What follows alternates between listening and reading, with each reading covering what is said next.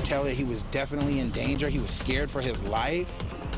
Stumbling into the street after being shot, a standout college basketball player dead tonight. 2 others hit by gunfire. A family heartbroken as police search for that shooter. It is 10 o'clock. Good evening. I'm Jeff Giannola. And I'm Jennifer Hoff. We brought you this story as breaking news all night. Now we've learned that Deontay Strickland was killed in that triple shooting near Northeast 42nd and Holman, a 2-sport athlete at Portland State.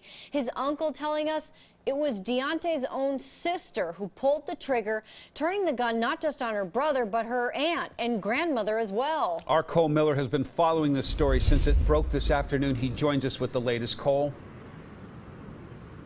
Well, Jeff, Jennifer, for so much of the night, this was such an emotional scene. Family and friends pouring in here, grieving with one another, trying to make sense of something so senseless. And some 8 hours later, this still remains in active investigation. 42nd shut down between Holman, down south to what appears to be Killingsworth.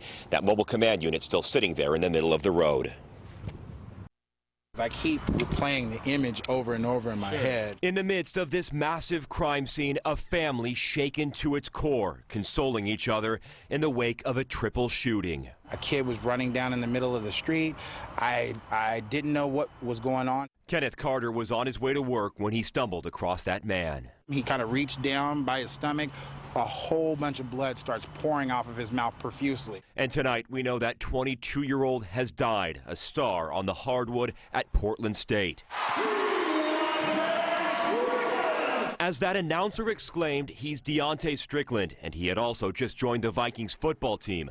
And according to his uncle, who we spoke with back in that neighborhood, crawling with investigators, it was Deontay's sister who shot him, and not just him, but her aunt and grandmother too, at a family home.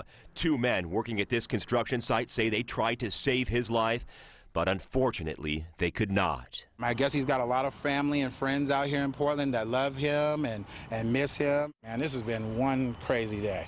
And I hope I don't have nightmares from it. The entirety of what happened here, so incredibly difficult to process. I just hope and pray for the family. Everybody's in my prayers. And earlier tonight, Portland State Director of Athletics Valerie Cleary released a statement saying in part, quote, "We are deeply saddened by the loss of Deontay. He represented everything it meant to be a Viking in his hometown of Portland. He will be forever remembered for his character, determination, and his warm smile." Now, his uncle tells me that Deontay had just begun the master's program there at PSU.